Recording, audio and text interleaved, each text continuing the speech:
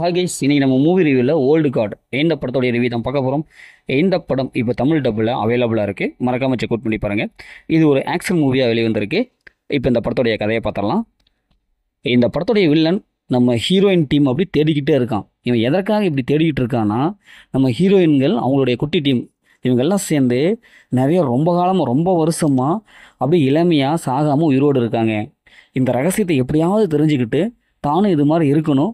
இதை வந்து அப்படியே நம்ம சேல்ஸ் பண்ணோம்னா, இதை கண்டுபிடிச்சி ரிசர்ச் பண்ணி கண்டுபிடிச்சி சேல்ஸ் பண்ணோம்னா நிறையா பணம் சம்பாதிக்கலாம் அப்படின்னு சொல்லிட்டு பயங்கரமாக தேடிக்கிட்டு இருக்கான். இப்போ இறுதியில் அவங்க வில்லன்கிட்ட கிடைச்சாங்களா இல்லையா?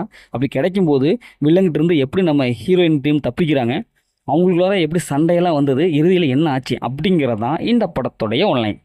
இந்த படத்துடைய பாசிட்டிவ்னு பார்த்தாவே ஆக்ஷன் சீக்வன்ஸு சூப்பராக இருக்குது, பயங்கரமாக இருக்குது. சும்மா அடிச்சுக்கிற சண்டைலாம் ஒவ்வொன்றும் வேறு மாதிரி இருக்குது.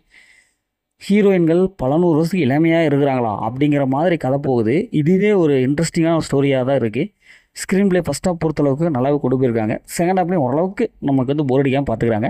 படத்துடைய மியூசிக் மியூசிக் அண்ட் சினிமோட்டோகிராஃபிக் படத்துக்கு என்ன தேவையோ அதை கொடுத்துருக்காங்க. படத்தை நடிச்சு எல்லாமே வந்து சூப்பராக பர்ஃபார்ம் பண்ணியிருக்காங்க. குறிப்பாக ஹீரோயினை ஃபாலோ பண்ணவங்க இந்த படத்தை பார்த்து முடிச்சிடலாம்.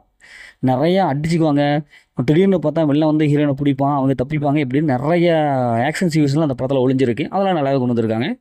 இந்த படத்தோடைய மைனஸ்ன்னு பார்த்தாவே செகண்ட் ஹாஃப் தான். கொஞ்சம் போர் அடிக்கிற மாதிரி சீன்ஸாக கொடுத்துருக்காங்க. ப்ரிடிக்டபுளாக இருக்குது. பெருசாக சூப்பர் அப்படின்னு சொல்லிக்கிற அளவுக்கு இல்லை. எமோஷனல்லாம் சுத்தமாக கனெக்ட் ஆகவே இல்லை.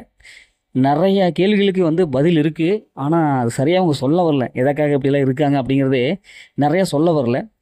இவங்க செகண்ட் பார்ட்டுக்கு வந்து லீடு கொடுத்து எடுத்துருக்காங்க. அந்த செகண்ட் பார்ட் வந்து நாளைக்கு வெளியாகுது. கண்டிப்பாக இந்த செகண்ட் பார்ட்டில் எல்லாம் சொல்லிடுறோம் அப்படிங்கிற மாதிரி சொல்லியிருக்காங்க.